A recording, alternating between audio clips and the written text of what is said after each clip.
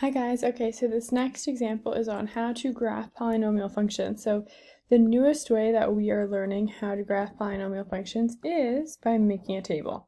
Okay, not by using Desmos, not by using transformations like we've done with quadratics, but this new super easy way to make a table, especially on like SATs or PSATs.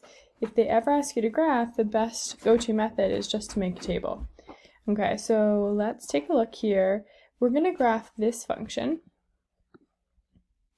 And the table that I made, you can see here out to the left, these are the x values that you can really pick any x values. The x values that I picked are pretty standard ones that you can use to graph any function. And the reason I picked these is because these x values are right around my origin. So now that I have some negatives and some positives, I'm able to see both sides of the y-axis, right, to the left and to the right of 0. So that's why these are the best x values to pick. But how did I get these, right? How on earth did I get negative 11.5, 6, 4.5? How we complete this table, because when you first make a table, like this whole thing's going to be blank. You have to be responsible. It's going to be just like this. You have to be responsible for making that table. So first you're going to pick those x values, and then how do you find the y's? You find the y's by taking the x values and putting them into the function. So here I have, instead of the original, it says f of x equals negative 0.5 x to the fourth plus 3x squared plus 2. I now want to evaluate the function when x equals negative 3.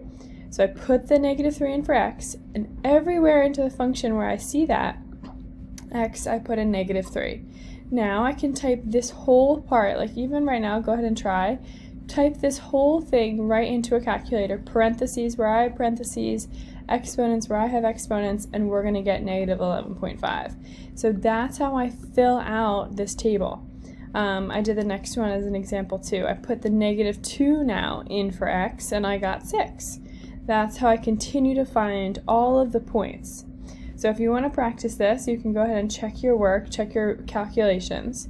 Once you have this table complete, you're able to graph it. And what we do is really just take these points. These are points, x and y, right? So like my first point is negative 3, comma, negative 11.5. So I can go ahead and graph that. I'll put a little dot right here. Negative 2, comma 6, right here.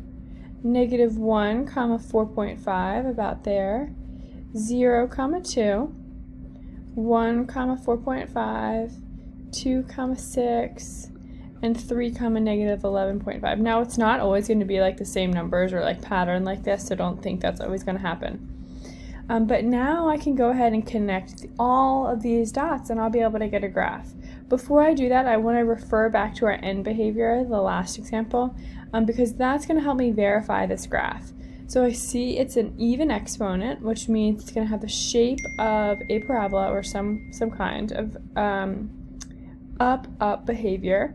But then I go ahead and check my leading coefficient, and I see it's a negative, which means that it's going to be a reflection, okay? And I'm going to have down behavior. So end behavior, I go to my end points, which is these guys, right? These are the far end of my graph, and I put my end behavior through. This is going to go down, and this is going to go down. Ooh, that was horrible, right through that point.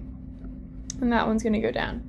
Now I can kind of connect these dots accordingly. So I'll go through this guy, through this guy, through this guy, and all the way down.